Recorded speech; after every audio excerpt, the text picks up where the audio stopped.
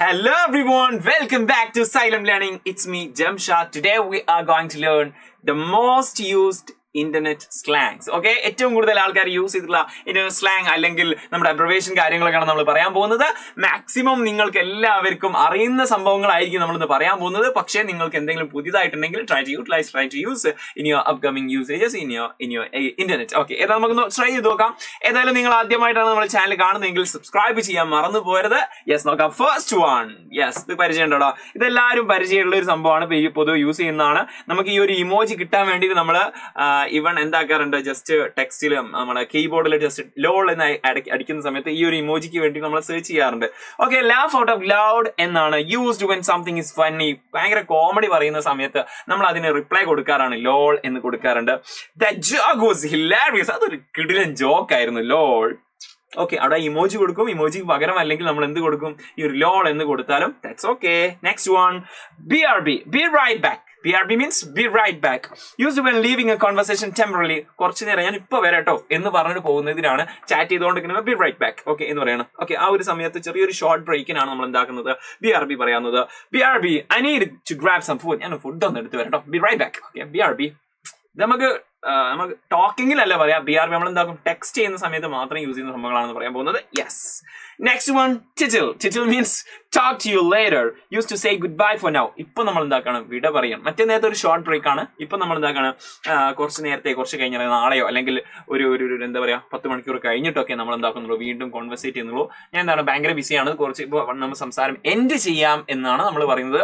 നേരത്തെ എൻഡ് തന്നെയാണ്, പക്ഷെ ടെമ്പററി ആണ്. പക്ഷെ ഒരു 10-15 മിനിറ്റ് കൊണ്ട് ഞാൻ തിരിച്ചു വരും എന്നുള്ള ഒരു വൈബാണ് ഇത് കംപ്ലീറ്റ്ലി കുറച്ച് നേരം നിർത്തുകയാണ്, കുറച്ച് കഴിഞ്ഞതിന് ശേഷം വരാം എന്ന് പറയണം. ചിറ്റിൽ എന്ന് പറഞ്ഞാൽ talk to you. I'm busy right now. ചിറ്റിൽ, I'm busy right now. Talk to you later. നമുക്ക് പിന്നീട് സംസാരിക്കാം, പിന്നെ പറയാം. Okay, next one. Okay, IDK. I don't know. Used when you're unsure about something. ഒന്നിനെ പറ്റിയിട്ട് നിങ്ങൾക്ക് ഒരു ഐഡിയ ഇല്ല. IDK നമ്മൾ പൊതുവെ നമ്മൾ എന്താക്കാറില്ല, സംസാരത്തിന് യൂസ് ചെയ്യാറില്ല. പക്ഷെ ഇതൊക്കെ ഇങ്ങനെ സംസാരത്തിലും യൂസ് ചെയ്ത് വരുന്നുണ്ട്. പക്ഷെ ഇത് ആക്ച്വലി ഇത് മെയിൻ ആയിട്ട് നമ്മൾ ഉദ്ദേശിക്കുന്നത് എന്താണ്, ടെക്സ്റ്റിലാണ്. പക്ഷെ ഇപ്പൊ നമ്മൾ സംസാരത്തിലും ഉപയോഗിച്ച് വരുന്നുണ്ട് ഈ ഒരു കാലഘട്ടത്തിൽ. what to wear for the wedding tonight. ഇന്നത്തെ കല്യാണത്തിന് എന്ത് ധരിക്കണം എന്നതിനെ പറ്റി എനിക്ക് ഐഡിയ ഇല്ല. I don't know. Suggest me എന്നൊക്കെ വേണമെങ്കിൽ ഇതിന് ശേഷം നമുക്ക് എന്താക്കാം, ആഡ് ചെയ്യാം. Okay, IDK, I don't know. Next one, to be honest. TBS to be honest, used to express an honest opinion. എന്റെ വളരെ ഓണസ്റ്റ് ആയിട്ടുള്ള ഒരു ഒപ്പീനിയൻ ആണെന്ന് പറഞ്ഞു കൊടുക്കാൻ വേണ്ടിയിട്ട് നമ്മൾ പറയാൻ പറ്റും. To be honest, I didn't really like that picture.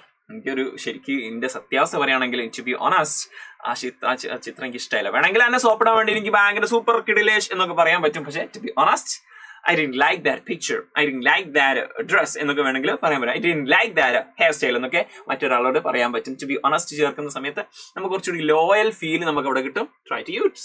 Okay, yes, next one. IMO അല്ലെങ്കിൽ IMH, ഇത് രണ്ടും നമ്മൾ യൂസ് ചെയ്യാറുണ്ട്. ഇൻ മൈ ഒപ്പീനിയൻ അല്ലെങ്കിൽ in my humble opinion. IMH പറയുമ്പോൾ കുറച്ചുകൂടി നമുക്ക് ഹംബിളായി അല്ലെങ്കിൽ കുറച്ചുകൂടി അയാളുടെ റെസ്പെക്ട് കൂടുതലായി കിട്ടും. Use to share personal opinion. നമ്മുടെ പേഴ്സണൽ ഒപ്പീനിയൻ പറയാൻ വേണ്ടിയിട്ട് നമ്മൾ പിന്നെ അവിടെ യൂസ് ചെയ്യുന്നതാണ്. ഏകദേശം സെയിം ഫീലിംഗ് ആയിരിക്കും. ടു ബി ഓണസ്റ്റ് പറഞ്ഞാൽ എന്തെങ്കിലും സാധനത്തിന്റെ ഒരു റിവ്യൂ പറയുന്ന സമയത്തായിരിക്കും ടു ബി ഓണസ്റ്റ് യൂസ് ചെയ്യുക. ഇവിടെ നമ്മുടെ പേഴ്സണൽ ഒപ്പീനിയൻ ആയിരിക്കും ഒരു സ്പെസിഫിക് ആയ. IMO, pineapple doesn't belong on pizza.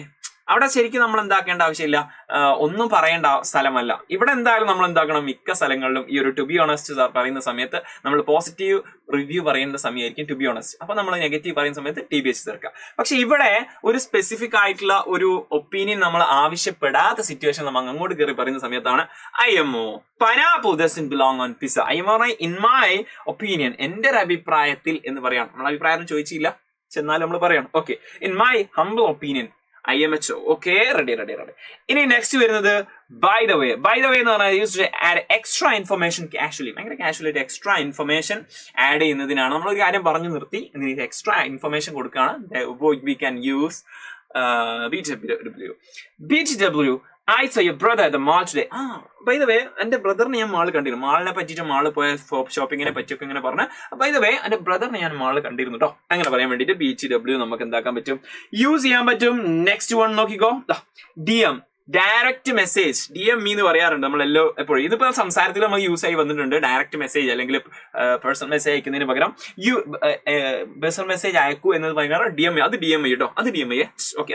അവന്റെ ആ ഒരു അഡ്രസ് ഒന്ന് DM എന്ന് പറയാം. Use when referring to private message, ഇത് പേഴ്സണൽ മെസ്സേജ് അയക്കാൻ വേണ്ടിയിട്ട് പറയാം. TM your address and I will send it over.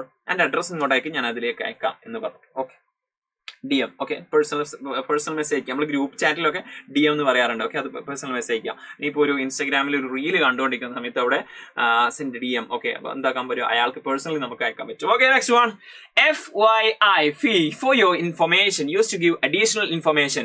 ഒരു എക്സ്ട്രാ ഇൻഫർമേഷൻ കൊടുക്കാൻ വേണ്ടിയിട്ട് കുറച്ചുകൂടി എന്താണ്, ഫോർമൽ ആണ്. എക്സാമ്പിൾ കണ്ടാൽ മനസ്സിലാവും. For your additional information, the meeting has been rescheduled to 3 PM. 3 മണിയേക്ക് എന്താക്കിയിട്ടുണ്ട്, meeting മാറ്റിയിട്ടുണ്ട്. അല്ല, അപ്പൊ ഇതും തമ്മിലുള്ള വ്യത്യാസം എന്താ, നമ്മൾ നേരത്തെ കണ്ടിരുന്നല്ലോ. ബൈ ദ വേ എന്ന് പറയുന്നത് കുറച്ചുകൂടി എന്താണ്, അൺഒഫീഷ്യൽ ആണ്, അല്ലെങ്കിൽ കുറച്ചുകൂടി ഇൻഫോർമൽ ആണ്.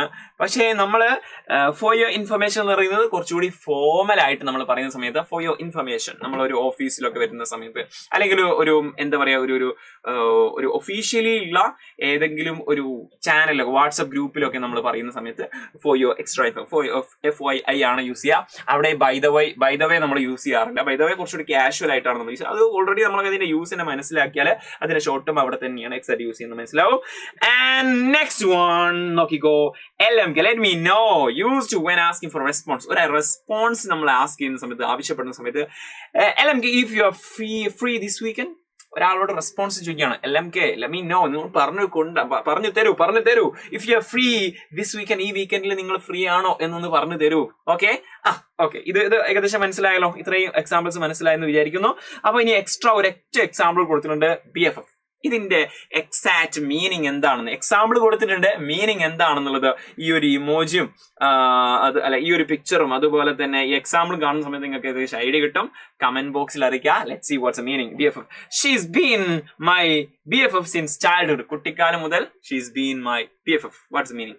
ഏകദേശം ഒരു ഐഡിയ കിട്ടിയിട്ടുണ്ടാവും. പക്ഷെ അതിന്റെ കംപ്ലീറ്റ് മീനിങ് എന്താന്നുള്ളത്, കറക്റ്റ് അബ്രിവേഷൻ എന്താന്നുള്ളത് കമന്റ് ബോക്സ് ചെയ്യുക. അത് മാത്രമല്ല, to be honest, subscribe for like this kind of more content. ഇതുപോലത്തെ കുറെ ഇൻഫർമേഷൻസ് വേണ്ടിയിട്ട് don't forget to subscribe.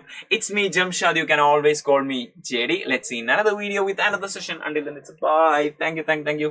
Love you all.